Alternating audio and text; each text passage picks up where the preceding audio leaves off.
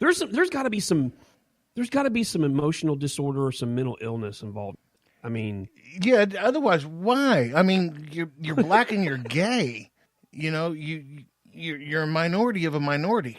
Yeah, I don't get. You know, if you're trying to save your job, you know, you're gay. You could have got on your knees and done that yourself. But getting your ass kicked and paying somebody to do it, that was poor planning, sir. Poor planning. You're dumb. This whole story just keeps getting weirder and weirder and weirder. Like I said, I don't understand the motivation behind it. Like I have no clue what that was about. You know, and this is the alarm right here. This right here, ladies and gentlemen, is the Jussie Smollett alarm. Every time I think of that son of a bitch today, that alarm's gone off. Well, and then I know at one point they said that they convened a grand jury and the two Nigerian brothers were getting ready to walk in to testify. And Smollett's attorney called him and was like, okay, like, we'll talk now. Because earlier yesterday, the Chicago PD was saying, hey, we want to talk to the guy again. And he was like, nah, no thank you. And I'm like, how can you do that? Yeah. How much money and how much notoriety do you have to be able to tell the cops, no thank you? Like, sorry. Well, buddy, let me tell you something. Now, you're pretty much going to have no money, and you're going to have the only notoriety you're going to have is you'll be the prettiest sumbitch in prison for a while. And since you're gay, you can just be rubbing off on everybody. You've gone from getting your ass whipped yourself to fucking yourself over, literally. Yeah. That dude's getting ready to have a whole bunch of soups. He's going to have a whole bunch of soups. Golly, your name is, they're going to call you Lisa now. I just want to know what the deal was. Like, what was he trying to accomplish? I don't fucking know, dude. I don't know. I mean, was it all, like, there was the end game just to create more hate for Trump? Yeah, you know, the MAGA letter, I mean, that's how it all started. When I heard originally that one of the descriptions, you know, because he said that they put a noose around his neck and they threw some kind of liquid on him. I heard that a description of one of the assailants was that he had a red MAGA. And why is MAGA coming into this so much? Like, what? I don't know, man. This seems like there's a whole lot of mental illness involved in this or something. It just doesn't make any sense. It makes absolutely no sense to me, dude. I can't figure it out for the life of me. What was your end game on this? What was your plan? That's what you know, how were you supposed to benefit from this? You know, it's kind of like having your wife or your husband offed. You know, there's usually a reason: insurance money, or you're going to go live a life with somebody else. But you just had your own ass kicked for like nothing. For what? Like, what were you trying to accomplish? Were you protesting because of a MAGA hat? Congratulations, you're as dumb as the other ones. Well, now the big question is, I mean, this felony, you know, they'll probably plead this down to a misdemeanor. He's probably never going to see him on this deal and all that. I'll guarantee you his career is gone, though. Oh, dude. And, you know, of all places to pull this shit, Chicago, Chicago has to be the most violent city in the country. And he's got all these people in the police department wound up trying to get to the bottom of this fucking lie he told when they could be out doing some stuff that's really important. The only way he's going to be successful now is if he starts wearing makeup and a dress and calls himself Shirley. My name is Shirley's. You know. Shirley Smollett. Something. I mean, good God, man. It is. It's every day I get up and I catch up like the latest entry in the timeline. This is just getting crazier. And I guess he performed a concert and was like, oh, I'm okay. I'm healing. Like, standing up there knowing damn good and well he's lying. Like, bro, they don't have Hot Pockets in prison. No. You ain't going to get nothing for your effort. Zero. Speaking of Hot Pockets, you guys go follow Hot Pockets on social media, and you tell them when you do that the Tiddy and Shiner show sent you. We're still trying to get those guys on board as a sponsor. Yep. Let them know that there's a podcast they need to listen to. The Tiddy and Shiner show. We were sent by Tiddy and Shiner to like you. Tiddy and Shiner show says hello. Sponsor the Tiddy and Shiner show. Or just, I love the Tiddy and Shiner show. That's all you got to do. Help us out. We need to see if we can get we need to make some arrangements to get Jussie Smollett some episodes of the Tiddy and Shiner show when he's locked up. He might. Well, he's got enough money. He'll bond. We can send him a Hamaga hat. This keep your head warm. That's a good knucklehead. One. Absolute knucklehead. It's probably the craziest news story that's happening. Yeah, in a minute. And good old James Woods. James Woods keeps tweeting about it, and he's got of course he does the Jussie Smollett hoax hashtag, but he's got another one. He's like hashtag more dick. That's legitimately a hashtag he's using on the story. Well, yeah, hashtag more dick. I mean, there's going to be more dick where he's going. So, geez, James Woods. I thought about him last night. Mom and I watched White House Down on TV last night, and James Woods plays the Secret Service agent that takes over. Yeah, and I got to thinking, wow, this is a total different James Woods than what I'm used to seeing on Twitter. You got to wonder, how are his Twitter antics affecting his career? You think? I mean, it's got to have some kind of negative effect on it. Well, when Hollywood's, when 99% of Hollywood is leftist, there's not a lot of meat on the bone. Because I know he's from the times that he's tweeting, he's got a whole lot of free time. Oh yeah, for sure. And some of the stuff he says is just... The dude is a riot, man. He is a riot. His comebacks are second to none. They're quick. He's extremely quick-witted. I'd like to take, I'd like to show up somewhere with Ben Shapiro on one side and him on James the other. Yeah. Yeah, because you got one fast talker lawyer who can absolutely just put you down in a second with facts, and then James Woods on the other side, and I fucked your mom.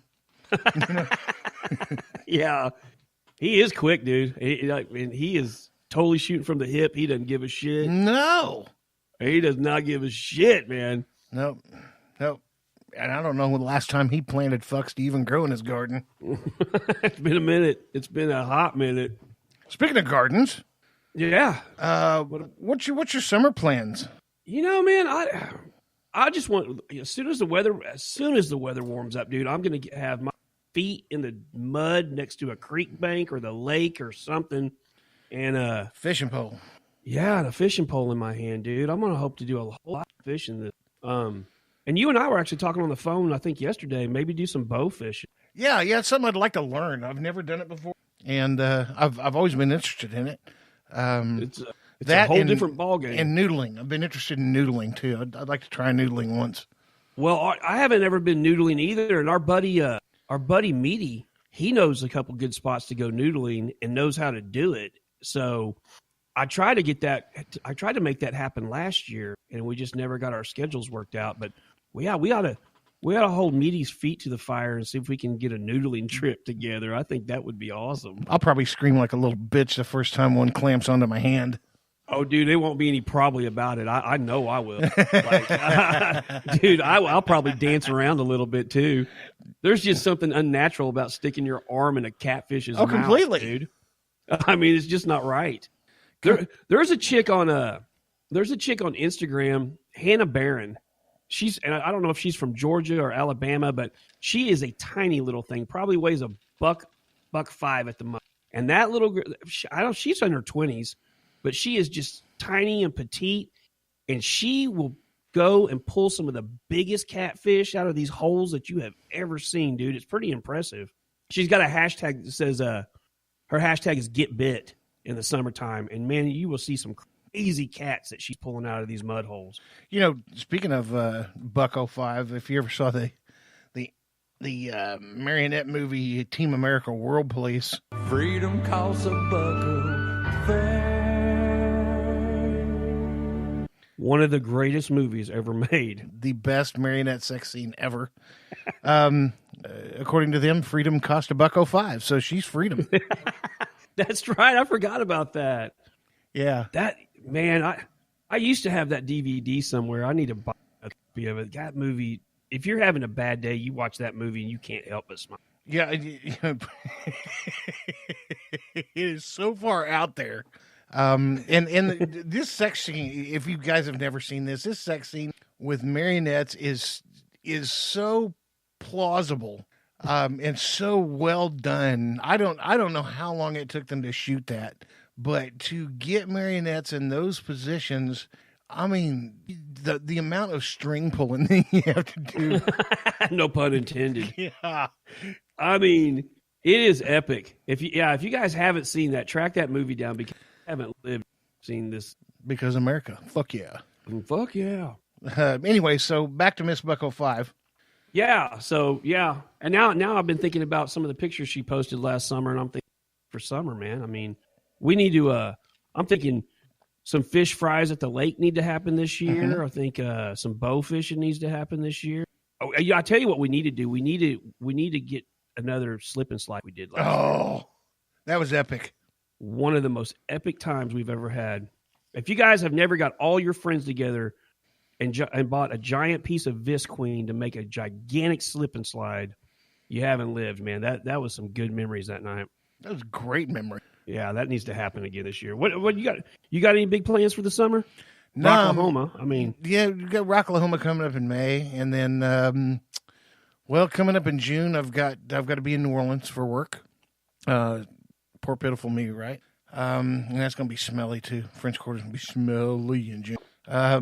But we'll dine on some pretty good food while we're down there, I'm sure. And then the rest of the time, nah, man, it's just lots of cookouts, grilling outside. You know, you and I spend a good bit of time together in the summer. You know, I know during the summer we have you out here at the house, you know, at least 3 or 4 weekends in the summer, just cooking out and making some culinary chaos happen. So we'll probably be fairly busy with 420 Eats, putting episodes in a can, because it's, you know, wintertime is not the time to shoot even indoor stuff, much less outdoor stuff like food truck. This summer we'll be spending a lot of that on the 420 Eats side, and some pool time. I'd like to say we'd like to get out to the ruins again and have fun out there, but our favorite little hot spot out in the middle of the country that was a burned down house with a complete pristine pool right in the center of it. I kid you not. It was the most epic place to party. Well, they've actually been rebuilding the house, so no more ruins. We'll have to come up with another name for it. And yeah, the place formerly known as the Ruins. I don't know. Yeah, there you go. I mean, it'll still be a cool place to go. You know. Oh I mean, just that piece of property out there is dope, and I mean, yeah, that whole vibe out there was cool. Oh man, that was one of my favorite weekends from summer. Labor Day weekend. That was one of my favorite weekends from last summer, and the fact that we spent it in a burned down house. Well, and the fact that the property owners that own that place that let us come out there walk around. He's a farmer. They walk around naked constantly everywhere they go. Not kidding. Dude was dragging ball sack behind him everywhere he went. Everywhere he went.